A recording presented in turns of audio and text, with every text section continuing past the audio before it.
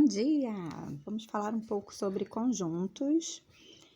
Conjuntos são um agrupado, né, de vários números, ou podem ser até várias letras, várias palavras, é um conjunto de coisas, né? Na matemática, nós temos algumas regras sobre os conjuntos, né? Primeiro aqui a gente vê, ele pode ser representado dessa forma, fazendo mesmo o conjunto, e o conjunto vai ser o A. Quem é o conjunto A? É tudo isso daqui, ó. É o número 1, 2, o 3, o 4, o 5 e o 6, tá? Esse é o conjunto A, é tudo que tá aqui. O conjunto B é só esse daqui, ó, o 5 e o 6. Então, você pode perceber que o conjunto B, ele tá dentro do conjunto A, tá? Isso vai ser importante um pouquinho mais pra frente. Ó, aqui nós temos outro conjunto. O conjunto C, quem ele é? Ele é esse daqui, ó. 2, 4, 6 e o 8, tá? Se você perceber, a linhazinha dele vem até aqui.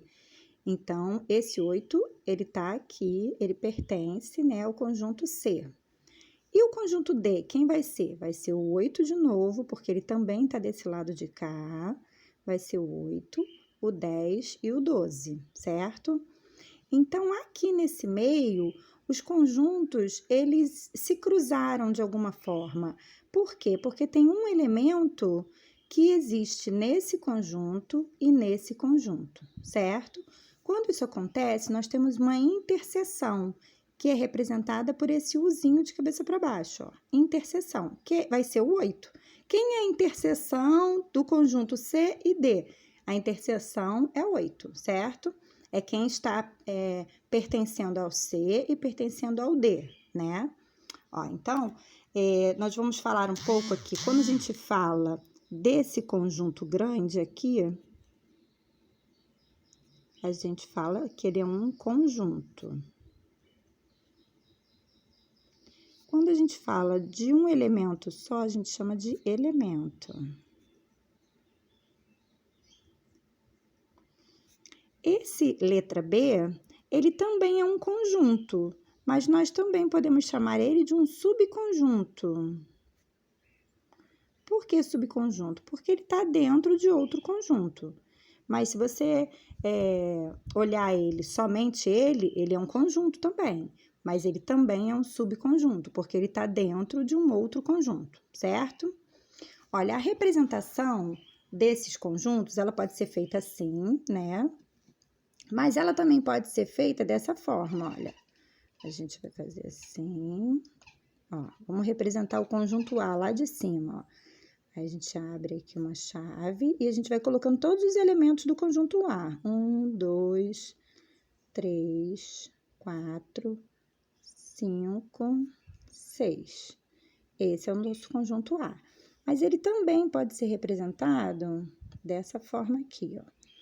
Abriu a chave, aí vai botar X, tal que a gente chama de tal que, essa barrinha, X, tal que, X.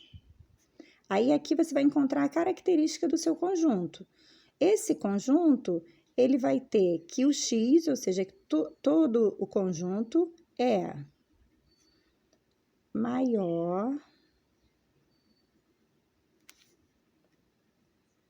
e igual a 1, ou seja, 1 e maior que ele, né? E ele vai até que número? Até o 6. Até...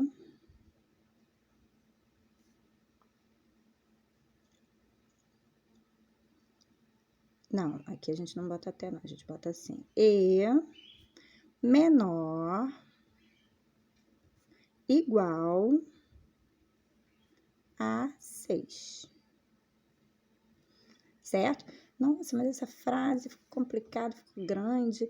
Nada mais é do que a gente está falando da característica do conjunto. Se você perceber, são todos números maiores iguais a 1. Por que maior igual? Porque se você só falar maior, ele vai ser do 2 para lá, né? Maior que 1 vai ser do 2 em diante. Então, não é só maior, é maior igual. Maior igual a 1 e menor igual a 6. Então, é abaixo de 6 e igual ao 6, certo? Quando às vezes caem as questões, que ele vem nesse formato e você tem que transformar para esse formato. É um tipo de exercício também que a gente pode fazer. E essa frase grande, ela também pode ser resumida numa forma mais matemática, né? Porque a gente pode colocar x, tal que x é... Aí a gente substitui esse maior igual que a gente escreveu no português, a gente vai botar para matemática, que é aquele símbolo maior com igualzinho embaixo.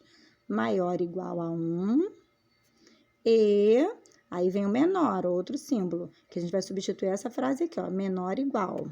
Nossa, o igual ficou assim com L aqui. Menor igual, então a gente vai botar assim, menor igual a 6. Também pode ser representado dessa forma, tá? Essas são as formas de representação de um conjunto. Depois a gente vai fazer alguns exercícios para aprender a transformar essa forma aqui que vem frase ou que vem assim em um conjunto representado dessa forma, certo? Agora a gente tem que aprender algumas regras sobre os conjuntos. Nós temos nos conjuntos uma relação de inclusão. Essa relação, ela vai ter vários símbolos, mas ela é sempre feita entre dois conjuntos, ou um conjunto e um subconjunto, certo? Aí aqui é bom decorar os símbolos, né, para você saber em uma prova, em uma questão, ao que se refere aquele símbolo, né? O símbolo, assim, parecendo um C, mas ele é um pouco mais compridinho, tá? Que um C. Ele é o símbolo do está contido. Sempre que ele vier com um risquinho, ele é a palavrinha não. Esse risquinho representa a palavrinha não. Então, se esse está contido, esse vai ser não está contido, certo? E o que é esse está contido e não está contido? É essa relação aqui, ó, desse subconjunto. Esse subconjunto, ele está contido em A, ou seja, ele está dentro de A. Certo? Ó, então, se cai numa prova assim, vamos dizer assim, ó, complete com está contido e não está contido.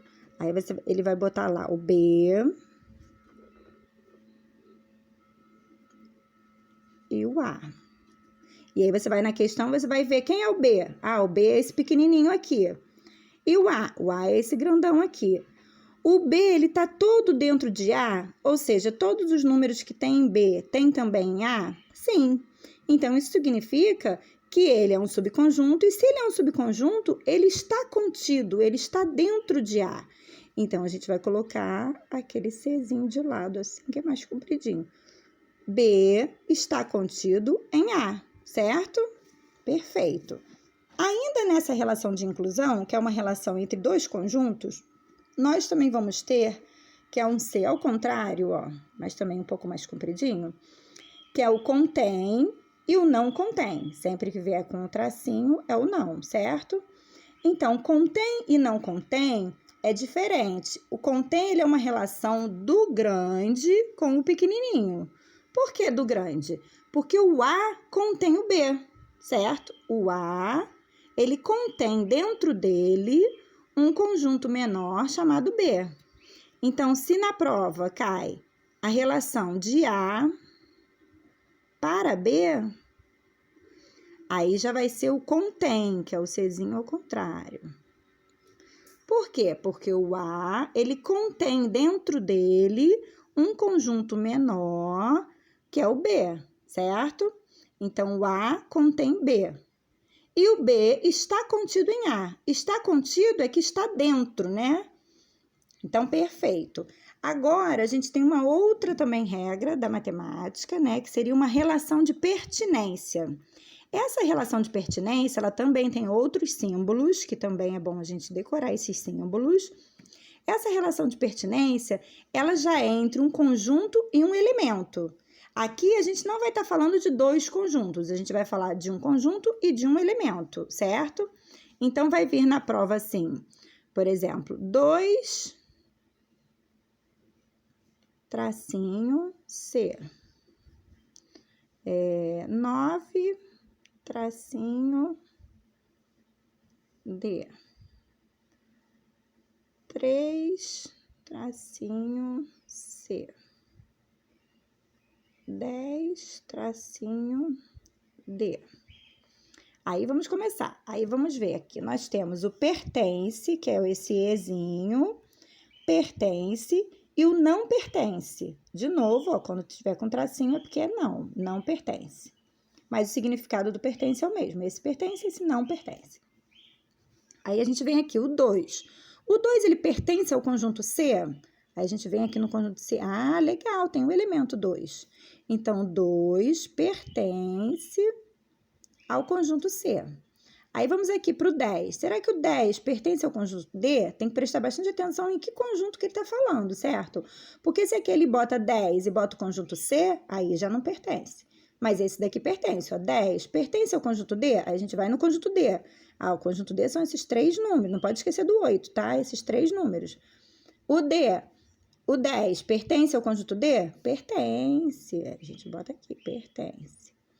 Aí o 9 pertence ao conjunto D? Vamos lá de novo no conjunto D. Conjunto D tem só esses 3 elementos, não tem o número 9. Então, se não tem, a gente vai colocar aqui, ó, não pertence.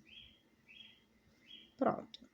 Aí agora o 3, ele pertence ao conjunto C? Vamos aqui no conjunto C. Conjunto C tem esse, ó, 2...